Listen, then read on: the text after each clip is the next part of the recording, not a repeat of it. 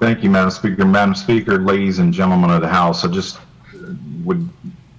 heard the word remiss used. I think I would likewise be remiss if I didn't mark this moment.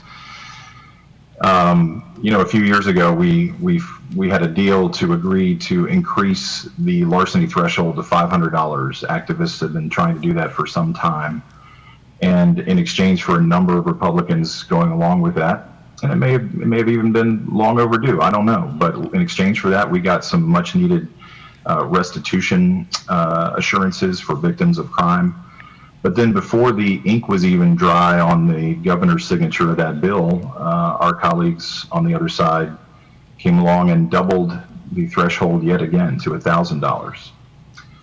We then had a bill that would allow for what would essentially become automatic. The bill wasn't written to be automatic, but in many jurisdictions it will be automatic, that on your first offense, misdemeanor larceny, misdemeanor being $999 worth of someone else's stuff, that you would get a pass, that you would have your charge dismissed.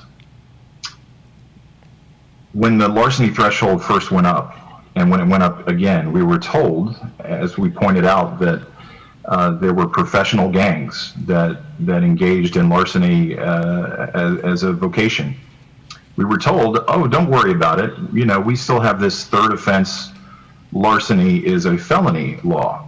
Well, today, if this passes, that will be no more.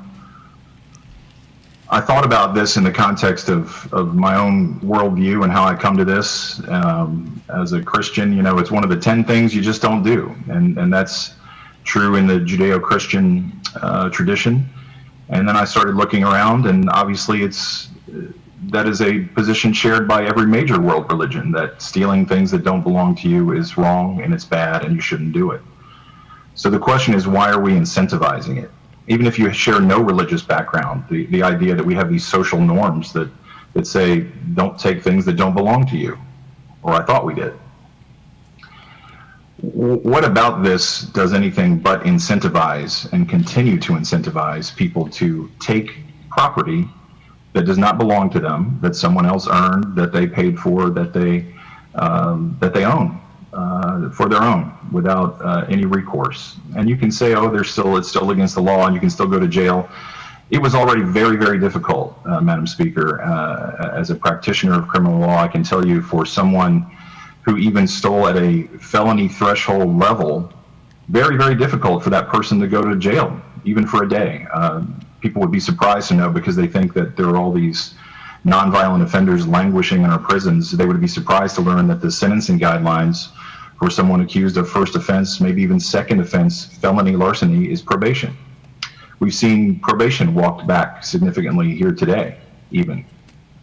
So what are we doing here? And I had as you might expect, Madam Speaker, I had a much more loaded and snarky version of this speech, but I earnestly want to know, what are we trying to accomplish? And I hope someone will tell us, and I hope it'll involve something other than the code words that we keep hearing over and over again, because all we're doing at the end of the day with bills like this, by removing penalties for people who steal over and over and over again, is giving them an incentive to keep doing it.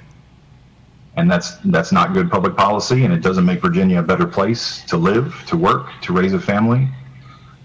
And I just think this is a very bad idea, Madam Speaker. Thank you for the opportunity to speak to it.